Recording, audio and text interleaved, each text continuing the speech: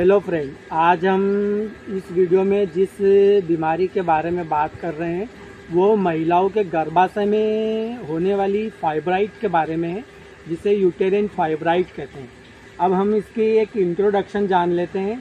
Fibroid क्या है कि एक प्रकार का सामान्य बिनाइन ट्यूमर है जो कि महिलाओं में सामान्य पाया जाता है। यह सामान्यतः 30 से 45 साल की उम्र की महिलाओं में इसके पाए जाने की संभावना ज़्यादा अधिक रहती है। वैसे यह हर उम्र की महिलाओं में हो सकता है। अब हम इसकी डेफिनेशन के बारे में जान लेते हैं। क्या है यूटेरिन फाइब्राइड? यूट्रस की मायोमेट्रियम लेयर में पाए जाने वाली स्मूथ जो मसल्स होती है उस लेयर में होता है, जो कि एक बिनाइन प्रकार का ट्यूमर होता है। इसे यूटेरिन लियोमायोमा या फाइब्रोमायोमा भी कहते हैं। यह नॉन कैंसरियस होता है। इसका पाया जाना यह नहीं है कि यह बीमारी कैंसर है, पर भविष्य में यह कैंसर में परिवर्तित हो सकती है यदि समय रहते इसका निदान ना किया जाए या गायनेकोलॉजिस्ट के माध्यम से कोई दवा गोली ना ली जाए, तो यह फाइब्राइड कैंसर में परिवर्तित होने की संभावनाएं रहती हैं। अब हम इस जो यह यूटेरिन फाइब्राइड है इसकी क्या इटियोलॉजी है, क्या रिस्क फैक्टर है, इसके बारे में जानेंगे। जो इसमें एक रहता है फाइब्रोमायोमास की फैमिली हिस्ट्री, अगर यदि किसी महिलाओं की परिवार में रहती है तो उसे होने की संभावना ज़्यादा रहती है। पॉलीपेप्टाइड ग्रोथ फैक्टर टेस्ट जो होता है उससे संबंधित भी यह बीमारी या यह यूटेरिन फाइब्राइड हो सकता है। क्रोमोसोमल एबनॉर्मलिटी रहती है, जो 6 प्रकार और 7 प्रकार का क्रोमोसोमल डिफेक्ट होता है, उसके कारण भी यूटेरिन फाइब्राइड हो सकता है।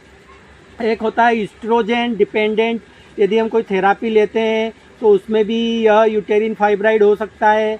जो ब्लैक वुमन रहती है, जो ब्लैक वुमन की नस्ल रहती है, उसमें भी यह फाइब्राइड होने के चांसेस ज़्यादा रहते हैं। ओबेसिटी भी इसका एक प्रमुख कारण है। प्रेगनेंसी के कारण भी यह यूटेरिन फाइब्राइड हो सकती है। वह महिलाएं जिनमें high level of oestrogen hormone पाया जाता है उसमें भी यह फाइब्राइड हो सकता है। यदि वह महिलाएं जो high dose oral contraceptive pills रहती हैं, जो लंबे समय तक कॉन्ट्रासेप्टिव पिल्स रहती है, उन्हें भी यूटेरिन फाइब्राइड होने की संभावना ज़्यादा रहती है। और वह महिलाएं जो एनिमल फैट का सेवन ज़्यादा करती हैं, जो मांस ज़्यादा खाती हैं, जो मटन वगैरह चिकन ज़्यादा रहती हैं, जो एनिमल फैट ज़्यादा लेती हैं, उनमें भी यह फाइब्राइड होने के चांसेस ज़्यादा रहते हैं। न्यूली पेरिटी जो महिलाएं रहती है उनमें भी होता है। मल्टी पेरिटी जो महिलाएं रहती है उसमें भी यूटेरिन फाइब्राइड होने के चांसेस ज़्यादा रहते हैं।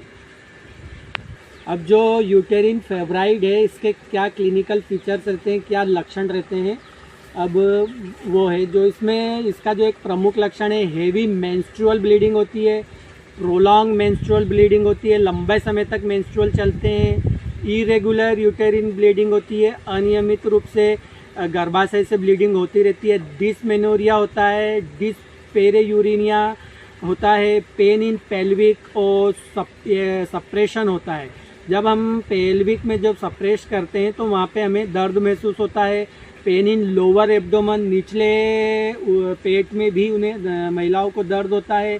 कॉन्स्टिपेशन की समस्या रहती है, कमर दर्द होती है, डायसूरिया होता है, यूरिन फ्रीक्वेंसी बार बार होती है और presence of science and symptom of anaemia, जो लंबे समय तक ब्लीडिंग होती है, इरेगुलर ब्लीडिंग होती है, उस समय महिलाओं को खून की कमी के भी लक्षण उसमें मौजूद होते हैं।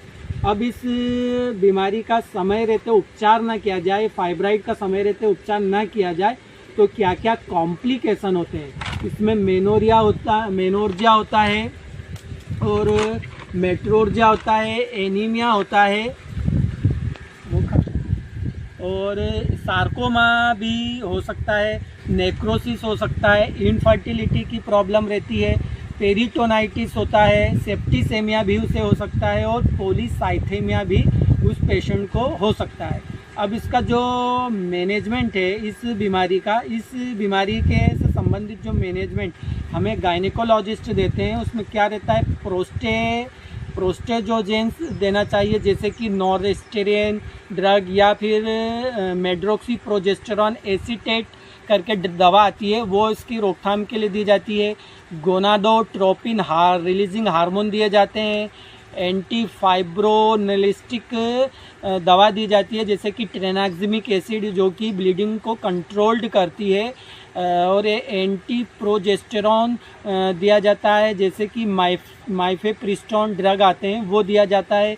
Non steroidal anti inflammatory drug दी जाती है। यदि उस महिला को दर्द हो रहा है तो उसे एनाल्जेसिक दिए जाते हैं। सेकेंडरी इन्फेक्शन की रोकथाम करने के लिए एंटीबायोटिक दी जाती है। इसके अलावा रोकथाम करने के लिए एंटीबायोटिक दी जाती है। इसके अलावा खून की कमी होने पर उसे खून की कमी से संबंधित दवाएं दी जाती है। आशा करता हूँ इस वीडियो के माध्यम से आपको यूटेरिन फाइब्राइड क्या है उससे संबंधित जो मैंने जानकारी देने का आपको प्रयास किया है, कोशिश की है, वो आपको अच्छी लगी होगी। धन्यवाद।